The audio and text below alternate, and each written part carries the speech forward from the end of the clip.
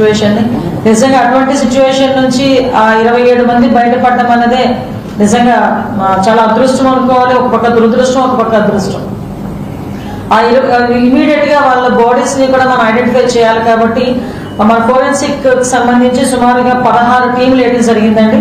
అందులో ఎస్పెషల్లీ 10 టీములు కేవలం DNA టెస్ట్ చేయడానికి 10 టీంలు ఏర్పాటు చేయడం జరిగింది. మిగతా 4 teams physical and blast analysis చేయడానికి 4 టీంలు ఏర్పాటు చేయడం జరిగింది. ఆ బ్లాస్ట్ ఎలా జరిగింది, దానికి కాజ్ ఏంటి, ఇవన్నీ కూడా వాళ్ళు తీసుకుంటారు. 2 టీమ్స్ ని కెమికల్ అనాలిసిస్ కి 2 టీమ్స్ ని ఏర్పాటు చేయడం జరిగింది. ఎందుకంటే ఇది ప్రాపర్ వేలో జరగాలి. ఎందుకంటే ఇది ఒక యాక్సిడెంట్. ఇన్సూరెన్స్ సంబంధించిన తర్వాత విషయాల్లో కూడా ఎక్కడ ఎవరికి ఇబ్బంది కలగకూడదు. ఏ ఫ్యామిలీకి సంబంధించిన వ్యక్తి డెడ్ బాడీ ఆ ఫ్యామిలీకి చేరాలి, వాళ్ళు దహన సంస్కారాలు చేసుకుంటారు.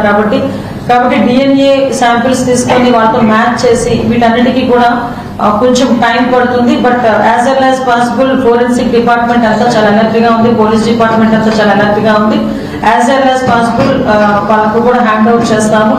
నిజంగా ఇటువంటి సంఘటనలు పునరావృతం కాకుండా చూసుకోవాల్సిన బాధ్యత కూడా మనందరి మీద కూడా ఉంది. దీనికి వాళ్ళ కుటుంబాలకి ప్రగాఢ సానుభూతిని తెలియజేసుకుంటూ చనిపోయిన వాళ్ళ ఆత్మలు శాంతించాలని మనస్ఫూర్తిగా కోరుకుంటున్నాను.